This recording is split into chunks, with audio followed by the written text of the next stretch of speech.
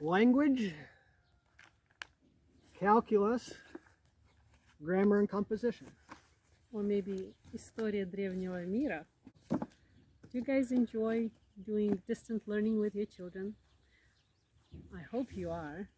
Or are you screaming at home and thinking, oh, when the school is going to start? It's an interesting time. I think actually the coronavirus is helping us understand how kids used to learn, how parents used to teach. If you go back historically, before there was public education, how did kids learn? They learned by being around mom and dad.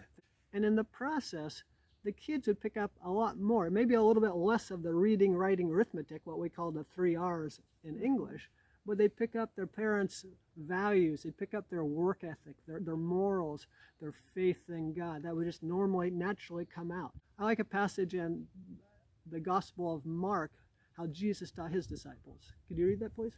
Yep. Mark 1:16 through 20. Passing alongside the Sea of Galilee, he saw Simon and Andrew, the brother of Simon, casting a net into the sea, for they were fishermen. And Jesus said to them, "Follow me, and I will make you become fishers of men." And immediately they left their nets and followed him. And going on a little farther, he saw James, the son of Zebedee, and John his brother, who were in their boat mending the nets.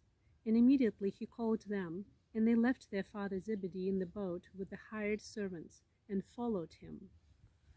So what did Jesus do to teach his disciples? He said, "Follow me." What did the disciples do? They followed Jesus. And for the next 3 years, the disciples were close to Jesus. What did they do? They listened to him teach. They watched him do miracles. They just spent time with him. They ate meals together. They slept fairly near each other.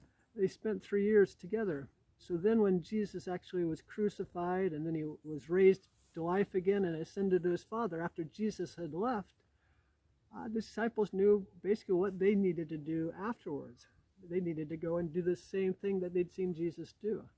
We're encouraging to do this, you to teach your kids the same way. Be with your kids more, and in the process you teach them the trade possibly, but maybe more important things like your values, your work ethic, your faith in God. So what do we do practically? I say maybe a few practical tips.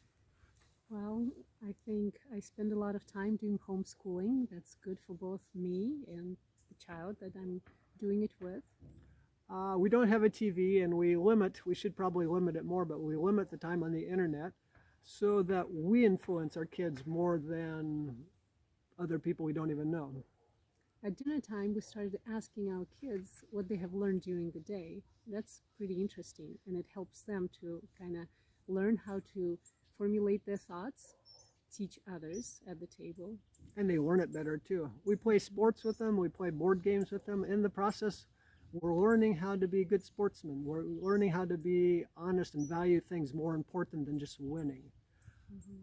For many years, we've actually, for over 10 years, maybe 15 years, each evening before we go to bed, we pray together.